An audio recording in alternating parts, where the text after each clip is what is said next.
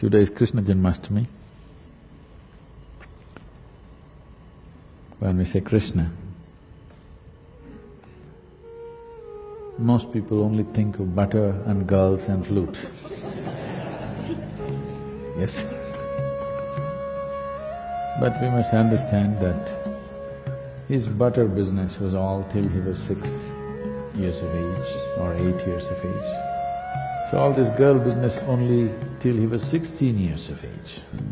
At the age of 16, when his guru Sandipani made him realize what is the purpose of his life, first of all he left Vrindavan, never again came back to see any of his relatives or the girls or boys of his area. That was the end of it.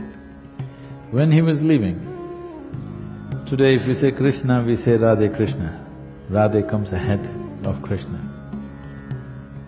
Because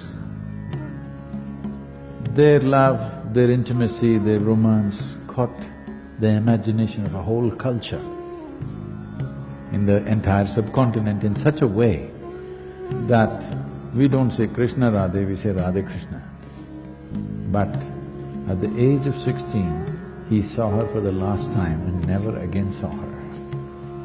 And at the age of 16, when he was leaving, he said, I played this flute for you. Now I'm going and not coming back. So, as an offering to you, for the love that you are, I'm going to give this flute to you and never again play the flute again. And he never again played the flute. From then on it was Radha who played the flute. He never played flute after 16. From 16 to 21, he lived as a brahmachari. He took sannyas, lived as a brahmachari, went through severe sadhana. After that, his entire life was committed to marry political life, political process and the spiritual process. Well, it ended up in a disaster, but he did everything possible. So obviously, those days, political process was not a democratic process. So he thought, the most important thing is, if the leadership gets it, then the benefit will naturally come to the people. For example, a king or a prime minister or a president of a country today, or even a CEO of a company because they have hundreds of thousands of people under them, once you have such a responsibility, then every thought that you generate, every emotion that you generate, every action that you perform impacts millions of people's lives. When you have such a responsibility, it's very important you're in a good state. What you think, what you feel must be coming from a certain inner space which will work for everybody's well-being. If I have a narrow view of life, every thought that I generate will damage people's lives, every emotion that I have will damage people's life, actions that I perform and especially actions that I do not perform, which I'm supposed to perform, will cause immense damage to people's lives, isn't it? So he focused only on leadership. He wanted the kings of the day to turn spiritual. Unfortunately, it ended up in a disaster of Kurukshetra, a terrible war which wiped out, an entire generation of men, literally. That's one thing he desperately tried to avoid is that war.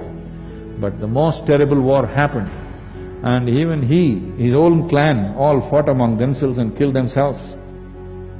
But still we worship him. We call him Lord, because through all this he was playful, untouched by a terrible reality, a terrible drama that's playing around you, but still untouched. We are calling him Lord because he's a Lord upon himself. Though everything went wrong with his external life, within himself, never once did he fall off. So this we are saying Lord. This you can also do, isn't it? Whether you are going to become the biggest success in the world or not is subject to many realities. But are you a successful human being? That means, are you able to conduct your life consciously, or if life pokes you, will you become an animal? This is the question. This one question, if you successfully handle, you also we will call you Lord. Yes?